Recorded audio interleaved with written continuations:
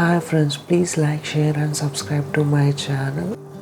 Last వీడియోలో packing factor of BCC అనేది కరెక్ట్గా రికార్డ్ అవ్వలేదు. So packing of factor of BCC అనేది ఇక్కడ డిస్కస్ చేద్దాం. Packing factor of BCC is equals to packing factor is equals to volume of an atom divided by volume of unit cell. Volume of unit cell is equals to A cube.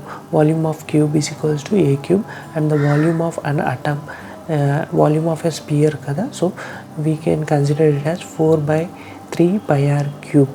So packing factor is equals to effective number of atoms into volume of an atom 4 by 3 pi r cube divided by unit cell, that is equals to A cube. So consider a triangle ABC. So considering a triangle ABC, we have to find a hypotenuse, that is AC. AC is equals to ABC. Here AC square is equals to AB square plus BC square. The length of AB here is A, that is equals to A square, plus length of BC is also A, because all the lengths of the cube is considered as A. So AC square is equals to 2A square.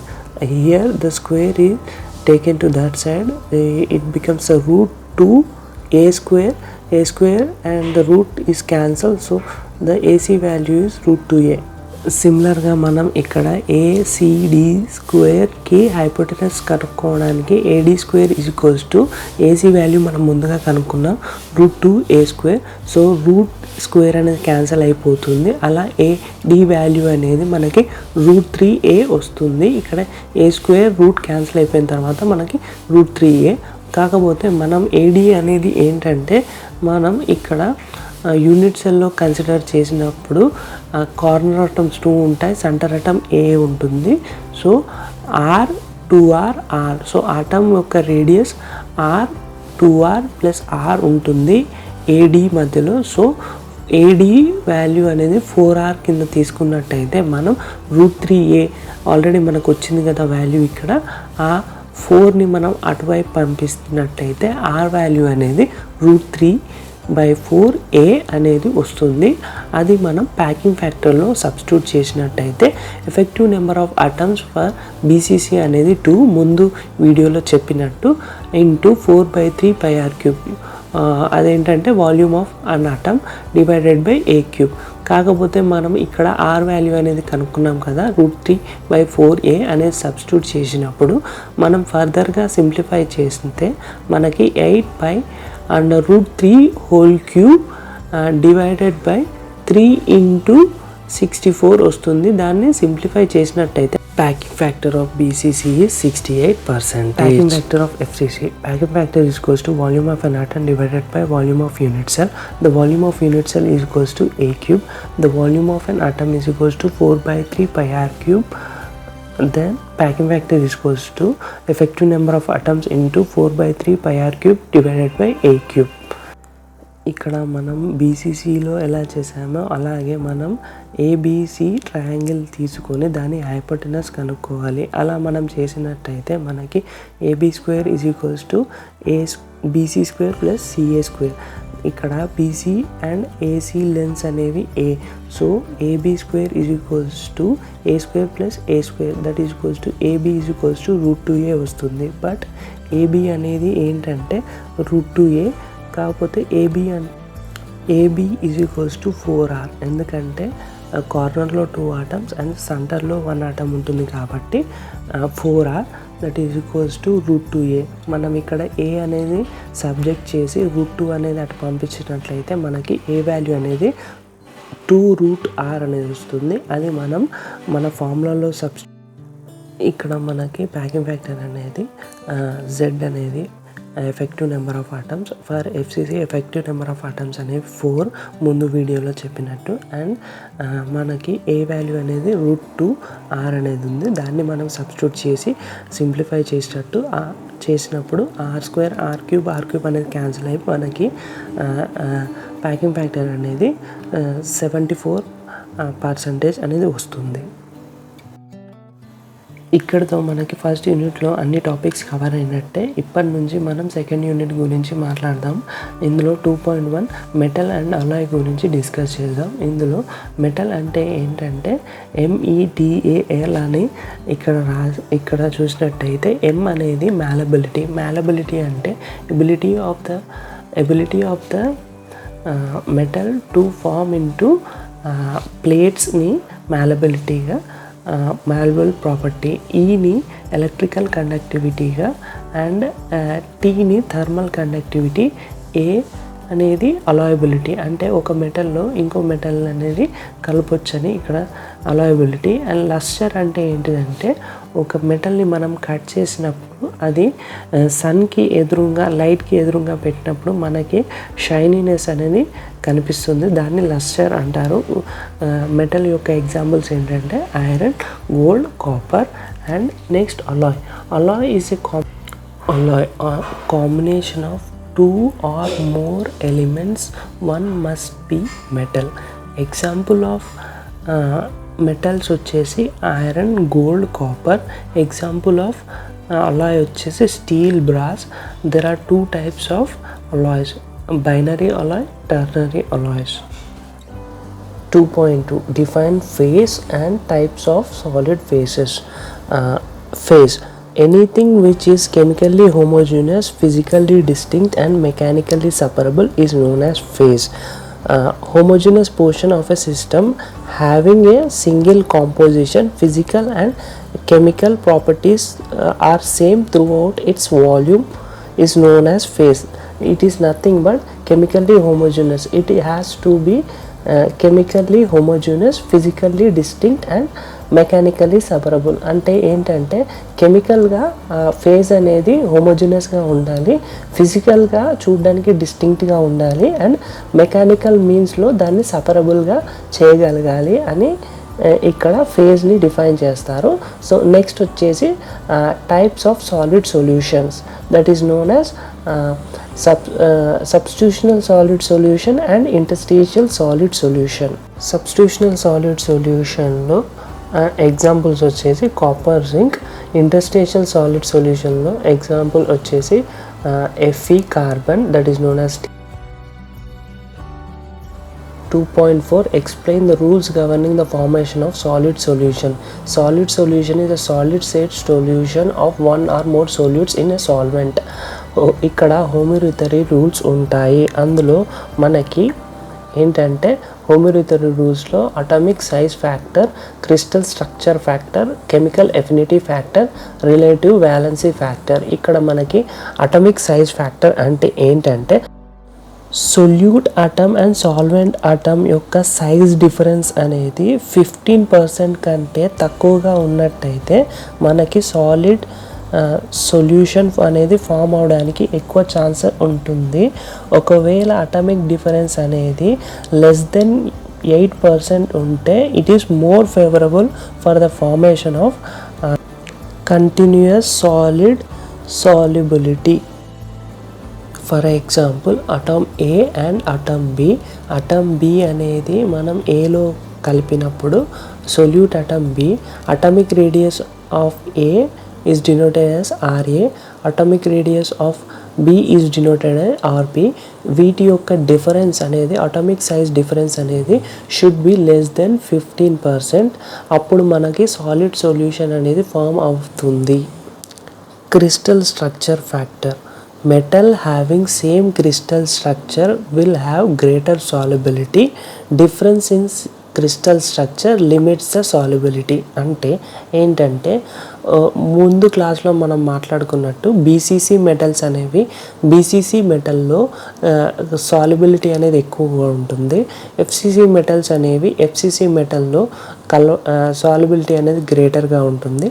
ఒకవేళ difference in the crystal structure ఉన్నట్టయితే solubility అనేది లిమిటెడ్గా ఉంటుంది. For example ఇప్పుడు మనము tungsten Alai steel, tungsten అనేది డబ్ల్యూతో denote చేస్తాము, steel అనేది FeC. సో టంగ్స్టన్ అనేది బీసీసీ స్ట్రక్చర్, స్టీల్ అనేది రూమ్ టెంపరేచర్లో మనకి బీసీసీ స్ట్రక్చర్ ఉంటుంది. ఇప్పుడు సేమ్ క్రిస్టల్ స్ట్రక్చర్ ఉన్నాయి కాబట్టి ఇవి సాలిడ్ సొల్యూషన్ ఫామ్ అవ్వడానికి ఎక్కువ ఛాన్సెస్ ఉంటాయి. నెక్స్ట్ ఎగ్జాంపుల్ వచ్చేసి మనకి ప్లాటినం అనేది FCC స్ట్రక్చర్ అండ్ సిల్వర్ అనేది కూడా FCC structure. So solid solution అనేది ఫామ్ అయ్యే ఛాన్సెస్ ఎక్కువగా ఉంటుంది, సాలిడ్ సొల్యూషన్ అనేది ఫామ్ అవుతుంది. నెక్స్ట్ ఎగ్జాంపుల్ మనం చూసినట్టయితే different crystal structures, copper zinc. FCC అనేది కాపర్ అండ్ జింక్ అనేది HCP స్ట్రక్చర్. సో దీనికి లిమిటెడ్ సాల్యుబిలిటీ ఉంటుంది because of the crystal structure difference వల్ల. నెక్స్ట్ మనకి chemical affinity factor. Chemical affinity factor అంటే ఏంటి అంటే wider the separation of element in periodic table greater is the chemical affinity. ముందుగా మనం ఇక్కడ పీరియాడిక్ టేబుల్ అంటే ఏంటో మనం ఒకసారి రివైజ్ చేసుకుందాం. అందులో ఏంటంటే మనకి 7 పీరియడ్స్ ఉంటాయి, 18 గ్రూప్స్ ఉంటాయి. అందులో ఫస్ట్ వచ్చేసి మనకి హైడ్రోజన్ ఉంటుంది, అటు పక్కన హీలియం ఉంటుంది. మనకి థర్డ్ పీరియడ్లో టైటానియం ఉంటుంది, ఆక్సిజన్ అనేది అటు పక్కన ఉంటుంది. ఇక్కడ మనము టైటానియం అండ్ ఆక్సిజన్ తీసుకున్నట్టయితే మనము వైడర్ ద సపరేషన్, టైటానియం ఉన్న ఆక్సిజన్ అనేది పీరియాడిక్ టేబుల్లో మనకి వైడర్గా సపరేట్ అయ్యి ఉన్నాయి కాబట్టి వాటి మధ్యలో గ్రేటర్ కెమికల్ అఫినిటీ ఉంటుంది. ఇక్కడ అఫినిటీ అంటే ఏంటంటే ఒకదానికి, ఒక ఎలిమెంట్కి ఇంకో ఎలిమెంట్కి మధ్య ఉన్న కెమికల్ అట్రాక్షన్ని కెమికల్ అఫినిటీ అంటారు. ఇక్కడ మనం చూసినట్టయితే టైటానియం అండ్ ఆక్సిజన్ అనేది వైడర్గా సపరేట్ అవ్వడం వల్ల అట్రాక్షన్ అనేది ఎక్కువగా ఉంటుంది, కెమికల్ అఫినిటీ అనేది ఎక్కువగా ఉంటుంది. Greater the chemical affinity of two metals, the greater is the tendency for the formation of a compound. అంటే ఇప్పుడు టైటానియం అండ్ ఆక్సిజన్ అనేది వైడర్గా సపరేట్ అయి ఉన్నాయి కదా, ఇవే అనేవి మనకి కాంపౌండ్ అనేది ఫామ్ అవ్వడానికి ఎక్కువగా ఛాన్సెస్ ఉంటాయని ఈ ఫ్యాక్టర్ అనేది మనకి చెప్తుంది. Next factor is relative valency factor. A metal of higher valency can dissolve only small amount of lower valency metal. A lower valency metal may have good solubility for higher valency metal. Ante for example of relative valency factor, zinc can dissolve up to 38.4 of copper. అంటే zinc అనేది 38.4 of కాపర్ని dissolve చేసుకుంటుంది, కానీ copper అనేది కేవలం 3% of జింక్ని మాత్రం అనేది dissolve చేసుకోగలుగుతుంది. ఎందుకంటే ఇక్కడ రిలేటివ్ వాలెన్సీ ఫ్యాక్టర్ అనేది కీ రోల్ ప్లే చేస్తుంది. Next topic 2.5 state different types of intermediate phases. Intermediate phases are intermetallic compounds, interstitial compounds, electronic compounds. Intermetallic compounds అనేవి నాన్ మెటాలిక్. సో ఇవి examples Mg2Pb, Mg2Sn and CaSi. Interstitial compounds అనేవి titanium carbide, tantalum carbide, Fe3C, Fe4n. ఇవన్నీ hard and cemented టూల్స్గా వాడతాము. Electronic compounds అనేది FeAl, copper 3Al, good electrical conductor. Next 2.6 define cooling curves. It is a graphical representations between temperature and time during solidification. Here మనం ఒక pure metal తీసుకున్నట్టయితే y యాక్సిస్లో temperature in degree centigrade and x యాక్సిస్లో మనం టైంని denote చేస్తాము.